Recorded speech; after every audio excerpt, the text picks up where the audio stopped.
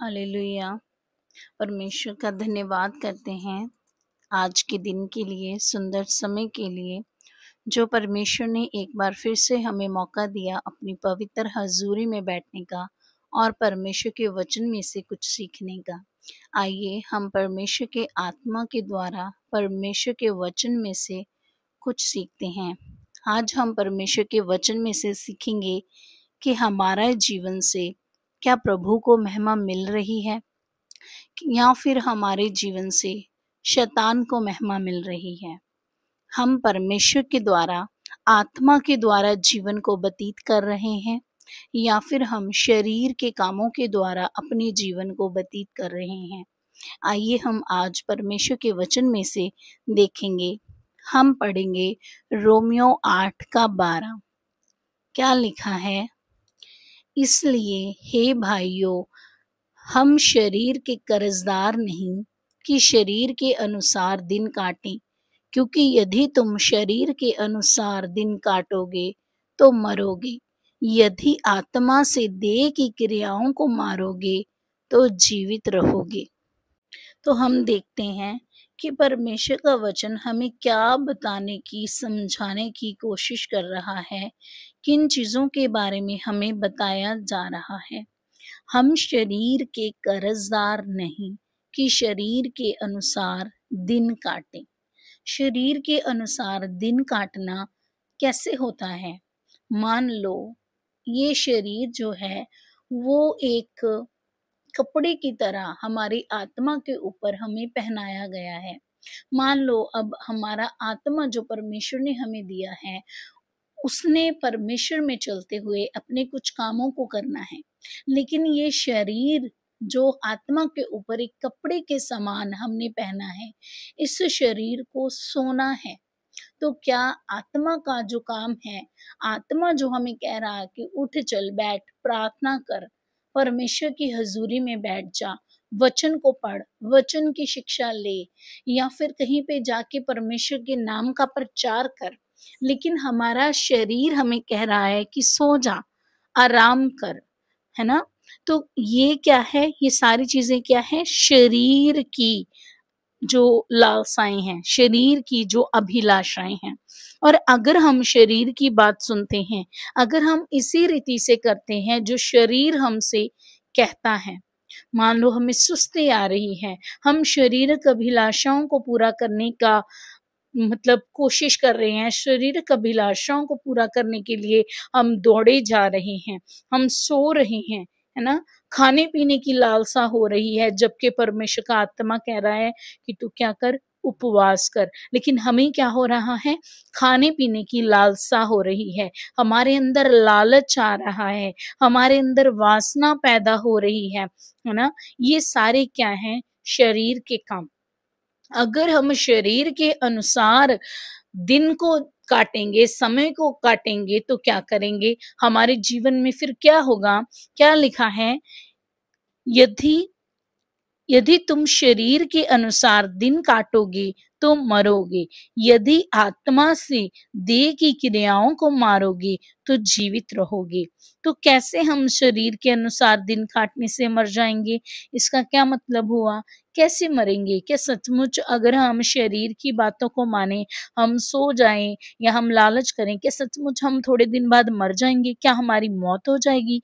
कि इसके बारे में परमेश्वर का वचन कह रहा है?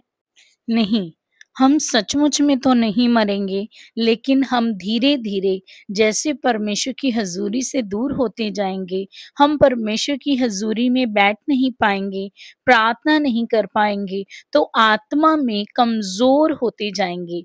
और जैसे हम धीरे-धीरे आत्मा में कमज़ोर होते जाएँगे, तो आत्मा में हम मर जाएँगे। जो उसके विषय में ये वचन हमें बताता है। हम एक बार फिर से इस वचन को पढ़ेंगे। इसलिए हे भाइयों, हम शरीर के कर्जदार नहीं कि शरीर के अनुसार दिन काटें, क्योंकि यदि तुम शरीर के अनुसार दिन काटोगे तो मरोगे। और यदि तुम आत्मा से देह की क्रियाओं को मारोगे तो जीवित रहोगे। हमें क्या करना है? आत्मा के द्वारा जो परमेश्वर ने हमें एक मददगार के रूप में आत्मा दिया है, उस आत्मा के द्वारा हमने देह की क्रियाओं को क्या करना है? मारना है। देह की क्रियाओं को हमने अपने वश में लेके आना है। ये कैसे हो सकेगा?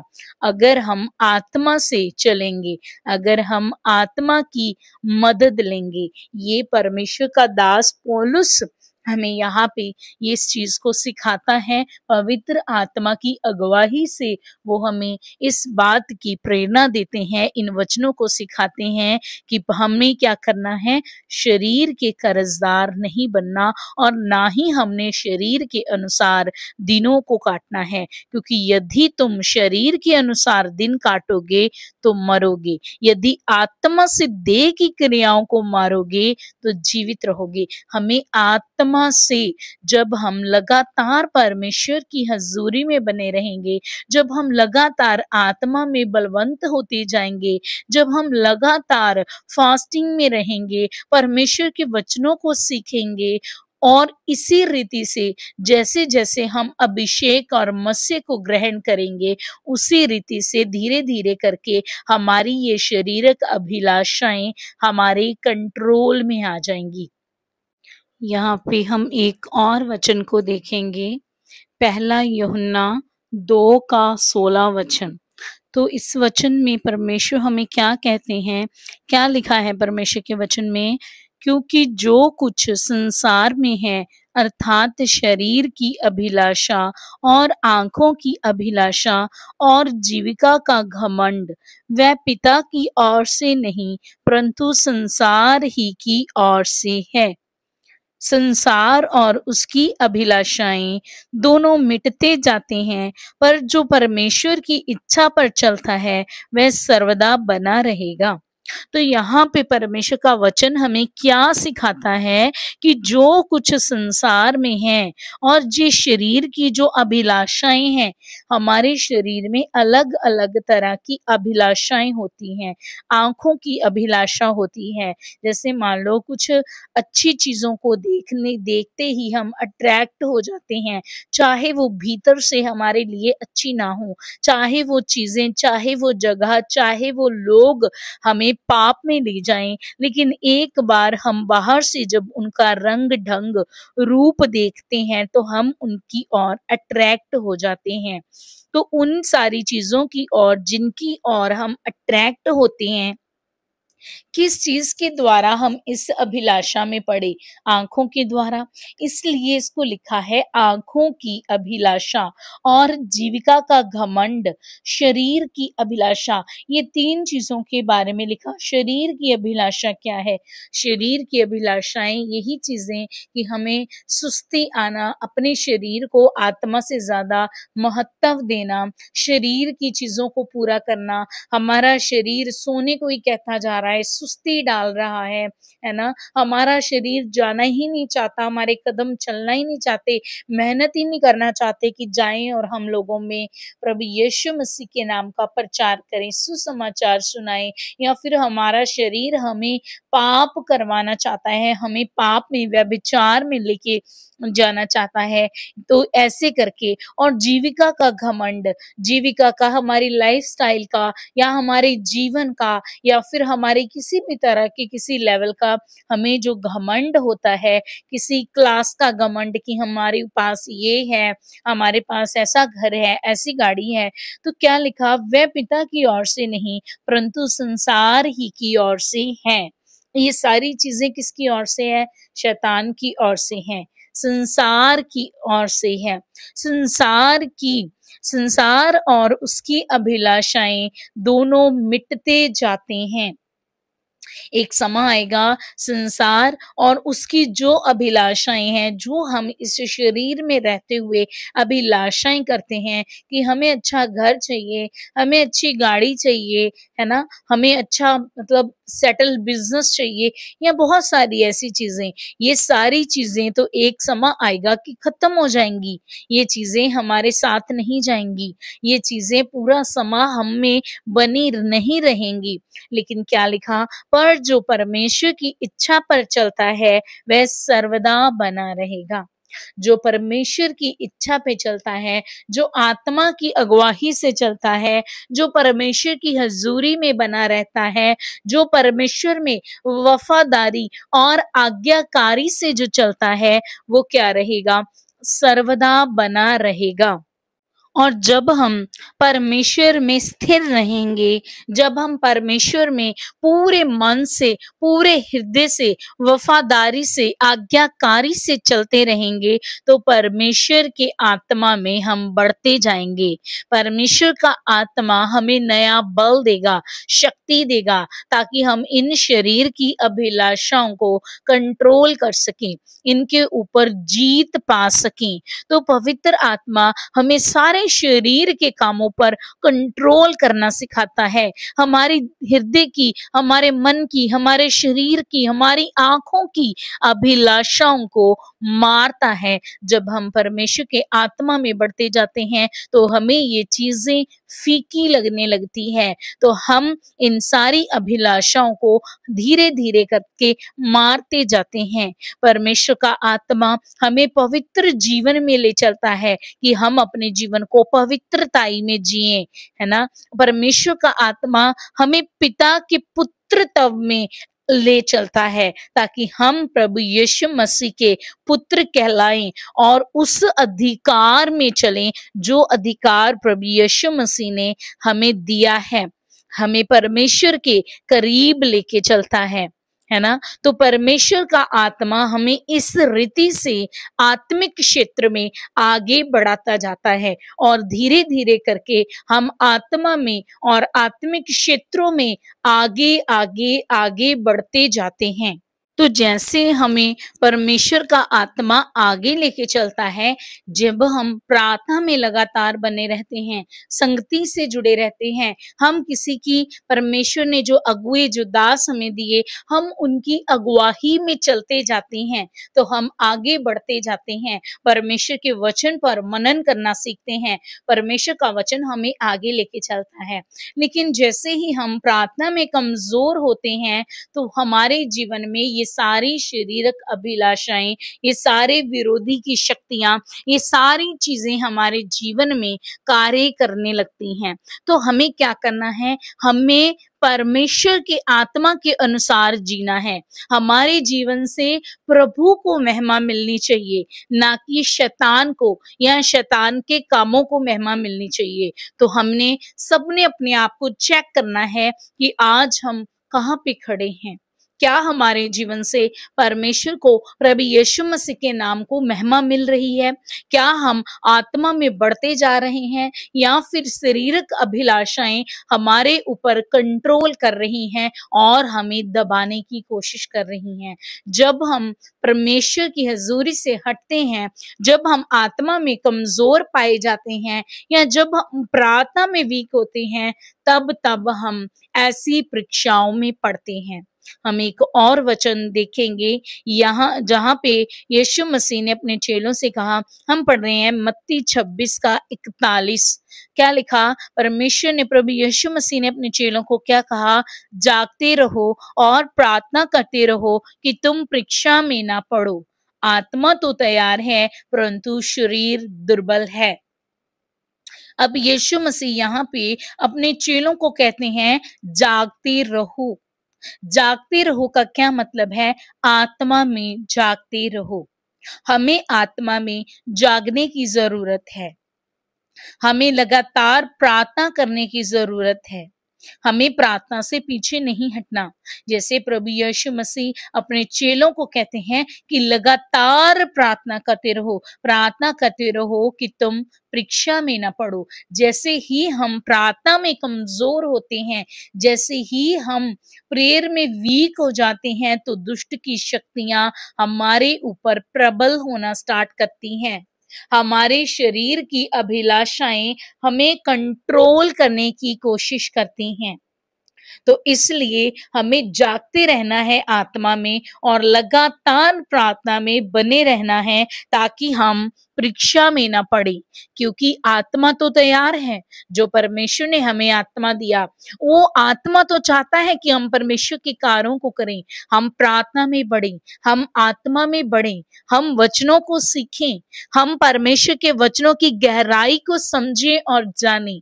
लेकिन जो शरीर है वो दुर्बल है, उसमें कोई बल नहीं, वो हमें नहीं बैठने देता, उसमें इतनी क्षमता नहीं, उसमें इतनी सामर्थ्य नहीं कि वो हमें परमेश्वर की हजूरी में बैठने दे। लेकिन यहाँ पे हमें उस समय याद रखने की जरूरत है कि ना तो बल से, ना शक्ति से, पर परमेश्वर के आत्मा के द्वारा सब कुछ हो सकता है। और परमेश्वर जो सामर्थ हमें देता है, उस सामर्थ के द्वारा हम सब कुछ कर सकते हैं।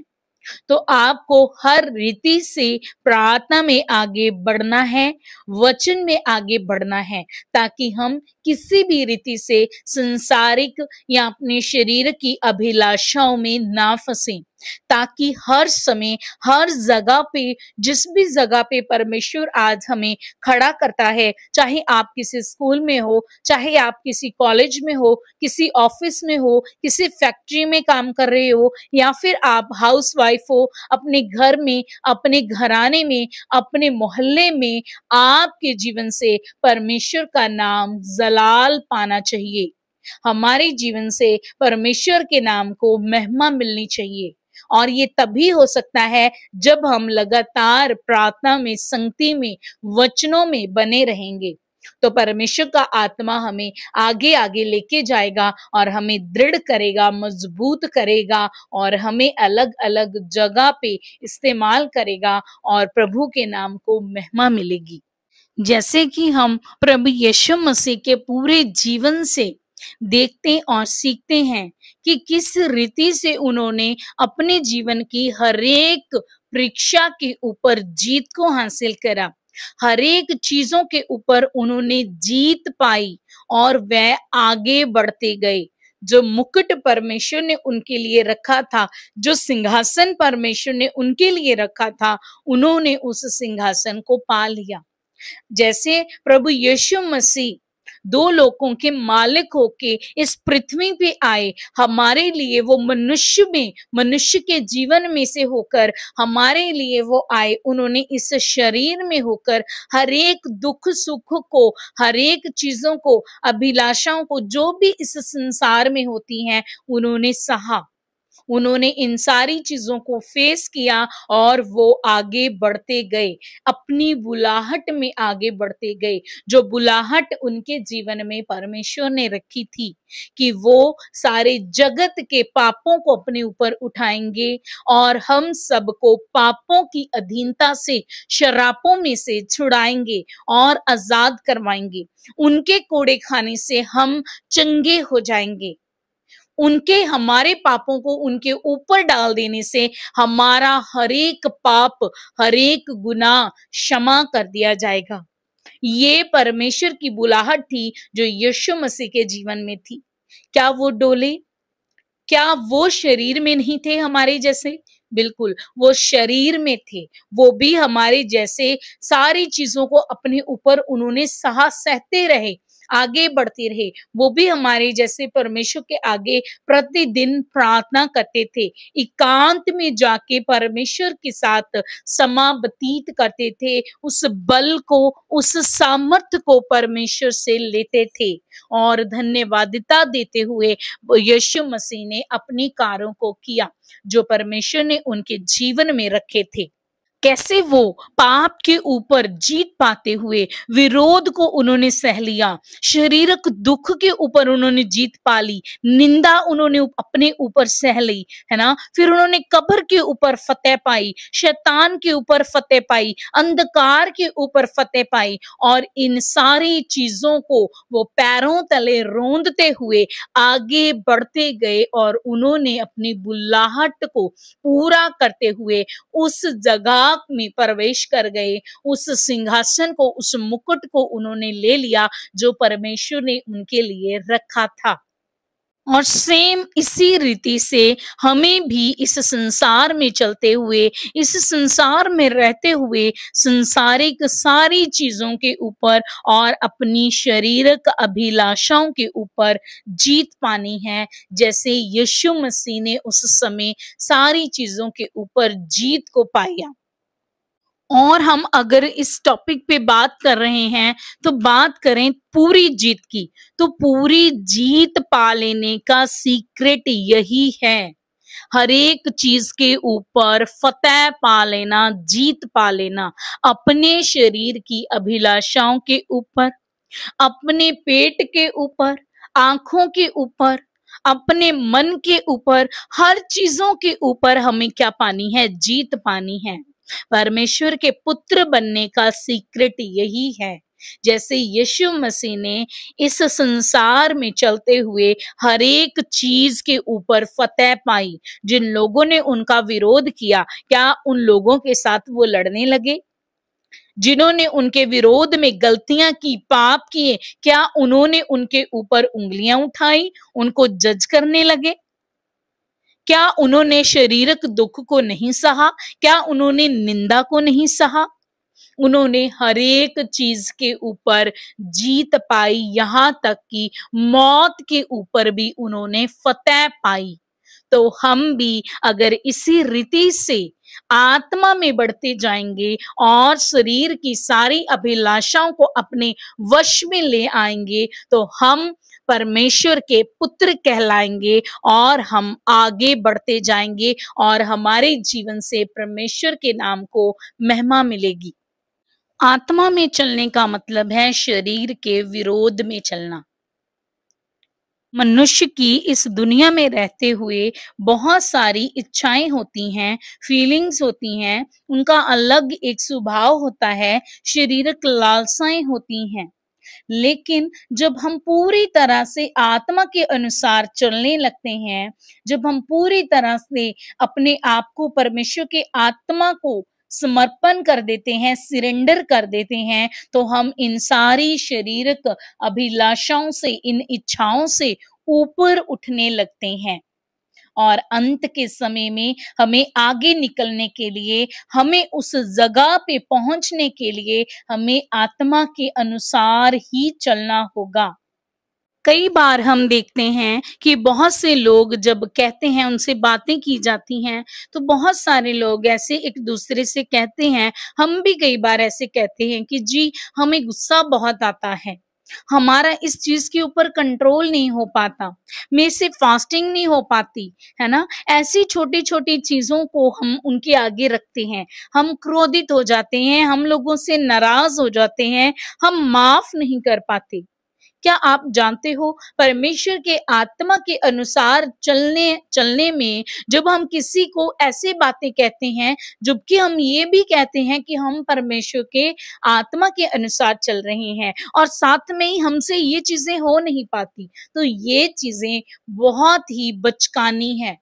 बड़ी स्टार्टिंग वाली ये बातें हैं, जब हम नया नया परमेश्वर में आते हैं तब हमें ये चीजें सिखाई जाती हैं कि आपके अंदर ऐसे ऐसे फल होने चाहिए, आपको लोगों को माफ करना है, आपको क्षमा करना है, लोगों के साथ नाराज नहीं होना, गुस्सा नहीं करना, विरोध नहीं करना। लेकिन जब हम एक कितने सालों के विश्वासी बन जाएं और अपने आप को कहें कि हम आत्मा के अनुसार चलते हैं, लेकिन हमारे अंदर यही चीजें पाई जाएं, तो जरा सोचें कि ये चीजें कितनी हमारे लिए बचकानी है। परमेश्वर की आत्मा के अनुसार चलने का मतलब है किसी को माफ कर देना, किसी की सह लेना, किसी के लिए बोझ उठाना, कोई तंग है, परेशान है, दुख में है, बीमारी में है, जकड़न में है, किसी भी तरह का कोई रोग है उसके जीवन में, तो हमें उसके लिए बोझ उठाना है, हमें परमेश्वर के आगे प्रार्थना करनी है। किसी का जीवन फंसा हुआ है, जो आजादी में नहीं, जो अंधकार में है, हमें उनके लिए बोझ उठाना है, परमेश्वर के आगे प्रार्थना करनी है कि इनके जीवन को बचाया जा सके, इनके जीवन को रोशनी में लाया जा सके। लोगों में प्रचार करना आत्मा के अनुसार चलने के, परमेश्वर की आत्मा के अनुसार चलने को दर्शाता है। पवित्रता में जीवन जीना और अधिकार से चलना हमें बताता है कि हम आत्मा के अनुसार चल रहे हैं।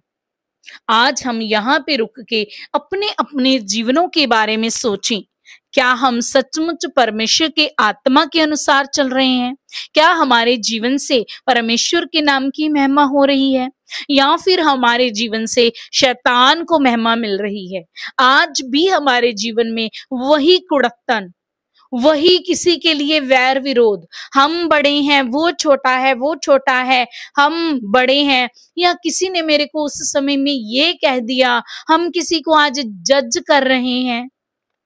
क्या यही सारी चीजें, ये छोटी छोटी चीजें जो स्टार्टिंग में हमारे जीवन में पाई जाती हैं, और अब जब हम बहुत आगे बढ़ आए तब तो हमारे जीवन में ये सारी चीजें होनी ही नहीं चाहिए। जैसे एक जगह पे परमेश्वर का वचन, परमेश्वर का दास पौलुस कहता है कि अभी तक तुम दूध पीते हो, दूध पीते बच्चे हो, मैं कैसे तुम्हें रोटी दूं, कैसे तुम्हें वो बोटी दूं, मांस दूं?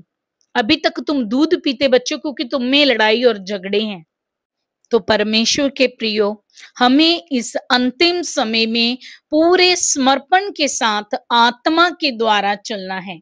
हम सबको अपनी बुलाहट के अनुसार चलना है।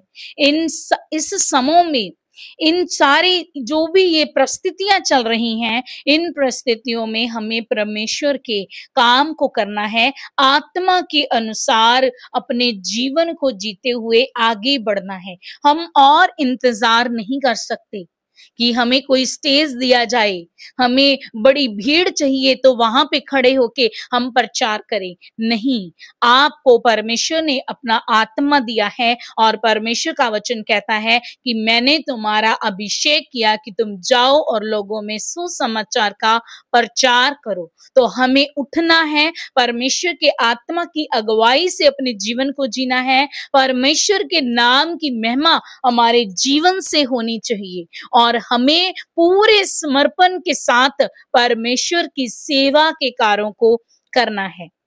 परमेश्वर का वचन कहता है, अंत के समय में मैं अपना आत्मा सब लोगों के ऊपर क्या कर दूंगा? बहा दूंगा।